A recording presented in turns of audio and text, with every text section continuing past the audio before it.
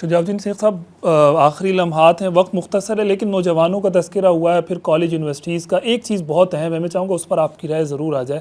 یہ جو بڑھتا ہوا الحاد ہے، ایتھیزم ہے کالجز یونیورسٹیز کے اندر یا ہمارے نوجوانوں کے اندر، یہ کہاں سے آ رہا ہے؟ مطلب خدا کا انکار لوگوں کر رہے ہیں، قرآن کا انکار کر رہے ہیں، نعوذ باللہ رسالت مآب کا انکار کر رہے ہیں. اتنا تیزی سے یہ نوجوانوں کو کھا رہا ہے، کیسے آ رہا ہے؟ روک تھام اس کی کیسے ممکن ہے؟ اصل میں ایک چیز آج ہمارے پاس ہے جس کو ہم کہتے ہیں اسمارٹ فون. جی. تو آج دنیا گلوبل بھی ہے اور یہ فتنے بھی گلوبل ہیں، اور نیگیٹیوٹی کی طرف اور منفی بات کی طرف بہرحال انسان ذرا جلدی راغب ہوتا ہے. تو یہ الحاد کا مسئلہ اور باری تعالیٰ کی ذات کے انکار کا مسئلہ یہ آج کا نہیں ہے. جی. یہ تو بہت پرانا مسئلہ ہے. آپ یہ کہہ سکتے ہیں کہ آج دنیا گلوبل ہو جانے کے نتیجے میں اس کی بمبارڈمنٹ ہمیں زیادہ محسوس ہو رہی ہے. آپ قرآن کریم پڑھیں، قرآن کریم میں خدا کے انکار کرنے والوں کا ذکر ملتا ہے، آخرت کے انکار کرنے والوں کا ذکر ملتا ہے، اور نیچری قسم کے لوگ جو دنیا ہی کو سب کچھ سمجھتے ہیں ان کا ذکر بھی ملتا ہے، اور اسی قرآن نے ان کا جواب دیا ہے. البتہ جیسے ابھی تھوڑی دیر مجھ سے آپ بیان فرما رہے تھے، آج کی میڈیم اور آج کی زبان میں اس کو پریزنٹ کرنے کی ضرورت ہے. کبھی جو یونانی فلسفوں کا دور آیا اور وہ غلا مچا اور مسلم ورلڈ پر بھی اس کے اثرات آئے، تو کبھی ابن تیمیہ کھڑے ہوئے رحمۃ اللہ علیہ، کبھی امام غزالی کھڑے ہوئے رحمۃ اللہ علیہ، اور اس وقت کے فلسفے کا توڑ اس کی زبان میں کیا، اور اس وقت کے علم الکلام کے تحت باری تعالیٰ کا وجود، آخرت کی فکر اور دین کی حقانیت کو انہوں نے پریزنٹ کیا. معاف کیجیے گا، آج ہم سمجھتے ہیں کہ اسی سطح کے کام کرنے کی بھی ضرورت ہے کہ آج کے اس فلسفے کا توڑ اس کی سطح پر آ کر کیا جائے اور دلائل کے ساتھ اس کا رد کرنے کی کوشش کی جائے.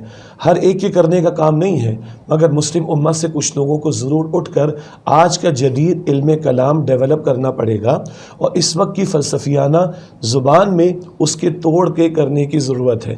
کچھ وہ لوگ جو ریورٹڈ مسلمز ہیں، جو اسلام کو واقعتاً دل و جان سے سمجھ کر اسلام میں داخل ہوئے، انہوں نے کچھ یہ کام شروع کیا ہے. ہمارے اسلاف کا کام موجود ہے، آج کے میڈیم میں اس کو پریزنٹ کرنے کی ضرورت ہے. چنانچہ اس اعتبار سے ہمارے علماء بھی توجہ فرمائیں، کچھ فرما بھی رہے ہیں، لیکن اس میں ریاستوں کے چلانے والوں کا بھی کردار بڑا اہم ہے. ابھی جو ہم نے بات کی نظام تعلیم کے اعتبار سے، گھر کے اعتبار سے، دروس کے اعتبار سے، ان ساری محنتوں کے پیچھے جب ہمارے پاس نظام خلافت تھا نا، تو وہ نظام خلافت کے تحت ایگزامز بھی ہوا کرتے تھے، اور حفظ کے طلباء ہوں یا دین پڑھنے والوں، ان کے ایگزامز باقاعدہ خلافت راشدہ کے دور میں ہوا کرتے تھے.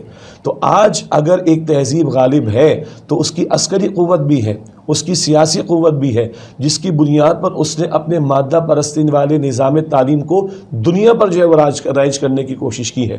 تو ہم بھول نہ جائیں کہ جہاں ہم نے دعوت کا کام کرنا ہے، تبلیغ کا کام کرنا ہے، تزکیہ کا کام کرنا ہے، تربیت کا کام کرنا ہے، تعلیم کا کام کرنا ہے، علم کا کام کرنا ہے، وہاں عسکری قوت اور سیاسی اقتدار یہ بھی ہمارے پاس ہونا چاہیے. کبھی وہ ہمارے پاس تھا تو ہم نے ہسپانیہ میں، اسپین کی یونیورسٹیز میں، ہم نے یورپ کے لوگوں کو، جب وہ تاریکی میں تھے، ہم نے ان کو روشنی دی تھی. اس کے بعد ہم سو گئے، وہ روشنی کی ایک آنکھ ان کی کھلی ہوئی، خوب دنیا کو ایکسپلور کر رہے ہیں، اور دوسری آنکھ ان کی وحی کی تعلیم والی بند ہے. وہ وحی کی تعلیم ہمارے پاس ہے، اس کی اٹھان پر ہمیں کھڑا ہو کر عسکری غلبہ، سیاسی غلبہ اس کی بھی ضرورت ہے. تو پھر ہم ان کا توڑ بھی کریں گے انشاءاللہ تعالی، اور پھر ہم اپنی نسلوں کو بچا بھی سکیں گے انشاءاللہ تعالی. بالکل، واقعی ایسا ہی ہے، حقیقت ہے. خواہشوں سے نہیں گرتے پھل جولی میں، وقت کی شاخ کو خود ہلانا ہوگا، اور کچھ نہیں ہوتا اندھیروں کو برا کہنے سے، اپنے حصے کا دیا خود جلانا ہوگا. یہ دیا اگر جلائیں گے اور جلاتے رہیں گے، یہ اس جہان کو روشن کرتا رہے گا، اور آپ کو لوگ دعائیں دیتے رہیں گے.